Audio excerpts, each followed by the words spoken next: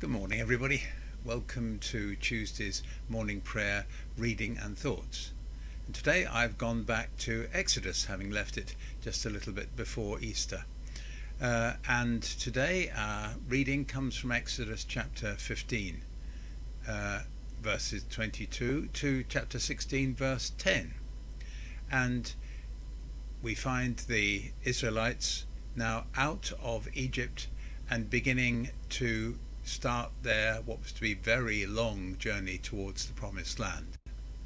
But they didn't know that at this time. Moses ordered Israel to set out from the Red Sea, and they went into the wilderness of Shur. They went for 3 days in the wilderness and found no water. When they came to Marah, they could not drink the water of Marah because it was bitter. That is why it is called Marah. And the people complained against Moses, saying, "What shall we drink?" And he cried out to the Lord, and the Lord showed him a piece of wood, and he threw it into the water, and the water became sweet. And there the Lord made for them a statute and an ordinance, and there he put them to the test. He said, "If you will listen carefully to the voice of the Lord your God, and do what is right in his sight, and give heed to his commandments, and keep all his statutes, I will not bring upon you any of the diseases that I brought upon the Egyptians. For I am the Lord who heals you." Then they came to Elim, where there were 12 springs of water and 70 palm trees, and they camped there by the water. The whole congregation of the Israelites set out from Elim, and Israel came to the wilderness of Sin, which is between Elim and Sinai, on the 15th day of the 2nd month after they had departed from the land of Egypt. The whole congregation of the Israelites complained against Moses and Aaron in the wilderness. The Israelites said to them, "If only we had died by the hand of the Lord in the land of Egypt, when we sat by the flesh pots and ate our fill of bread. For you have brought us out into this wilderness to kill this whole assembly with hunger." Then the Lord said to Moses, "I am going to rain bread from heaven for you, and each day the people shall go out and gather enough for that day, and in that way I will test them, whether they will follow my instruction or not. On the 6th day, when they prepare what they bring in, it will be twice as much as they gather on other days." So Moses and Aaron said to all the Israelites, "In the evening you shall know that it was the Lord who brought you out of Egypt, and in the morning you shall see the glory of the Lord, because he has heard your complaining against the Lord. For what are we, that you complain against us?" And Moses said, "When the Lord gives you meat to eat in the evening, and your fill of bread in the morning, because the Lord has heard the complaining that you utter against him, what are we? Your complaining is not against us, but against the Lord." Then Moses said to Aaron, "Say to the whole congregation of the Israelites, 'Draw near to the Lord, for he has heard your complaining.'" And as Aaron spoke to the whole congregation of the Israelites, they looked towards the wilderness, and the glory of the Lord appeared in the cloud. The story of Moses and the Israelites' escape from Egypt takes us back more than 3,000 years. It strikes me how little human nature has changed in all that time. For the very first time, we see God entering into an agreement with not just a family group like Abraham's, but with a whole population, which would in time become a nation. And they are in trouble. They feel that they've gone from one intolerable situation to a possibly even worse one. In Egypt, they were slaves with very little control over their own lives, but they did have homes and they did have food. And I suppose the fact that they were so numerous indicates the fact that the basics of life were available to them. Their initial elation of escape from servitude is beginning to fade, and with it their gratitude to God and, by extension, to Moses and Aaron. The Red Sea has parted for them and swallowed up their pursuers, and they've been able to spend a little time at an oasis, which sounds to me like a foretaste of heaven, cool water and shade from the Arabian sun. But it's time for them to move on. there's a promised land to get to. It wasn't in God's plan for them to take 40 years to get there. They move off into the desert. Now they have freedom, but very little security. They have no fresh water, no reliable source of food. And it doesn't take them long to start complaining. They blame Moses and Aaron for their woes. It's easier always to shoot the messenger, isn't it? So Moses and Aaron are under the cosh. The people they lead are turning against them. Leaders have to deliver, as our government is finding. God's reaction is almost instantaneous.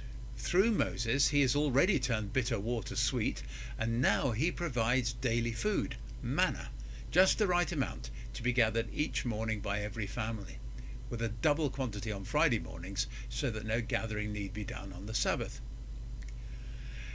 The relationships in this part of the Moses story are often tense and fractious. The people are quick to complain and illogical in their reasoning, wishing themselves back under the yoke of their Egyptian slave masters.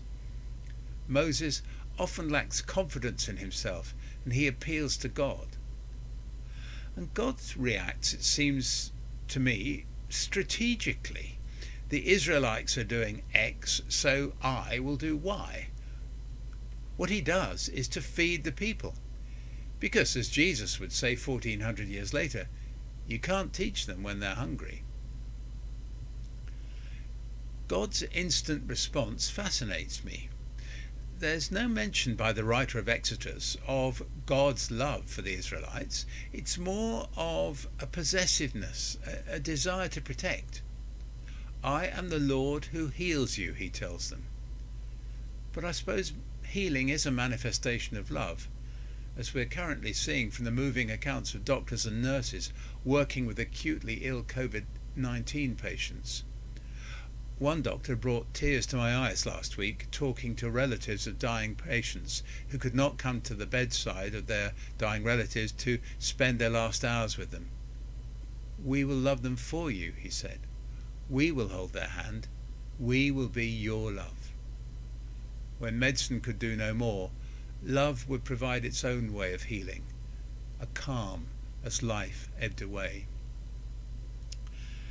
It's the perception of God which the Old Testament has, which differs from the one which we have as a result of Jesus. God is the same yesterday, today and forever, but our understanding of him is transformed by Jesus' life and teaching. If you have seen me, you've seen the Father, he tells the disciples. And what we see is someone who loves us human beings unconditionally and with unparalleled intensity. We're in trouble too, aren't we?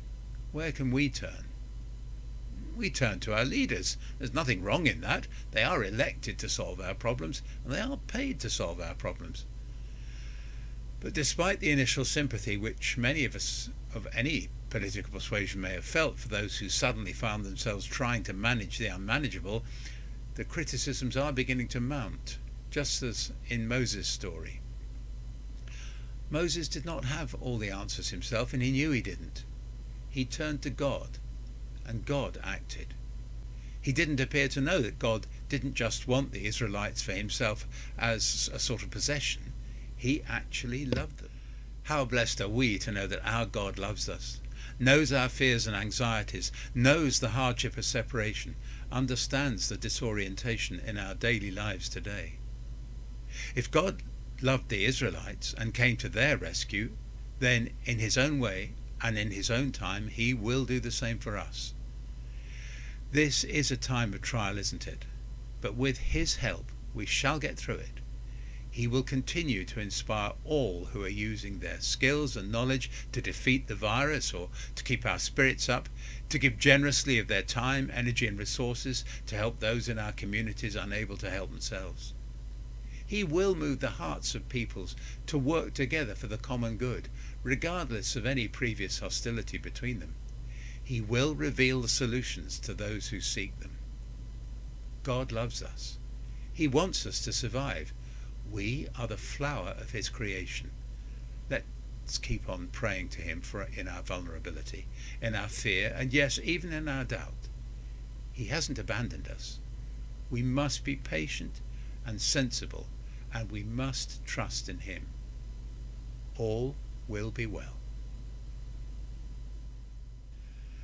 Well, thank you for being with me again this morning.